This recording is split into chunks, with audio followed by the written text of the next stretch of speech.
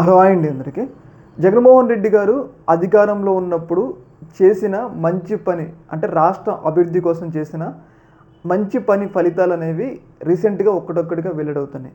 అది ఎలానంటే రీసెంట్గా కేంద్ర ప్రభుత్వ సంస్థ, మనందరికీ తెలుసు కేంద్ర ప్రభుత్వ సంస్థ, దాన్ని ఎవరు ఇన్ఫ్లుయెన్స్ చేయలేరు.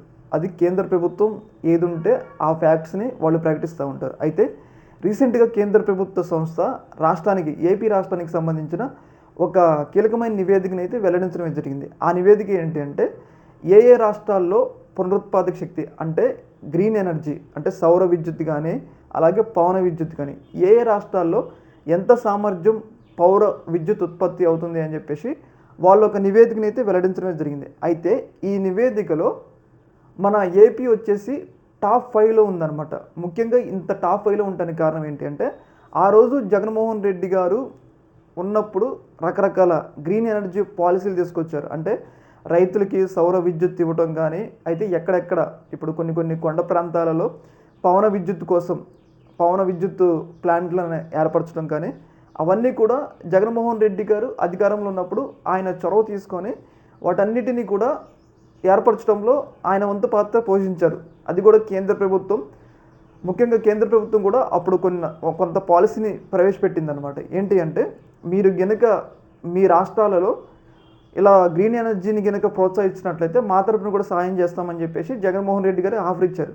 ఆ ఆఫర్ ప్రకారమే జగన్మోహన్ రెడ్డి గారు కూడా ఏపీ ప్రాంతంలో పాలసీలు, గ్రీన్ ఎనర్జీ పాలసీలు తీసుకొచ్చి గ్రీన్ ఎనర్జీ స్థాపన కోసం కృషి చేశారనమాట. అయితే ఈ సందర్భంలో ఆయన ఆ రోజు చేసిన కృషి, ముఖ్యంగా గ్రీన్ ఎనర్జీ స్థాపన కోసం ఆయన ఆ రోజు చేసిన కృషి అనేది ఈ రోజు అనేది వాటి యొక్క ఫలితాలు ఒక్కటొక్కటిగా వస్తున్నాయి అన్నమాట.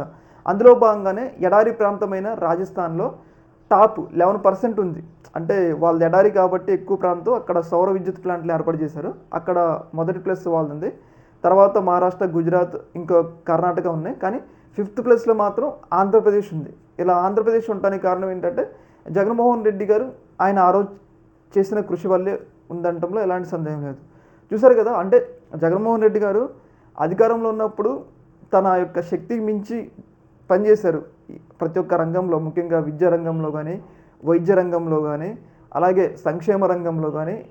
మీరు గత చరిత్రలో ఎన్నడూ లేని విధంగా రాష్ట్రానికి సంబంధించిన ఒక ప్రభుత్వ ప్రతినిధి ఇంటికే వచ్చి సంక్షేమ పథకాలు ఇవ్వటం కానీ అవన్నీ కూడా జగన్మోహన్ రెడ్డి గారు చేశారు. కాకపోతే జగన్మోహన్ రెడ్డి గారు ఇంత మంచి పని చేసినా అంత మంచి ఫలితాలు అంత మంచి చేసిన ఫలితాలు ఇప్పుడు వస్తున్నా కానీ మరి జగన్మోహన్ రెడ్డి గారు ఎందుకు ఓడిపోయారు అనేది ఇక్కడ కీలకమైన ప్రశ్న. ఈ యొక్క అంశంలో మీ యొక్క అభిప్రాయాన్ని కింద కామెంట్లో తెలియజేయండి. ఓకే మరి, థ్యాంక్ యూ.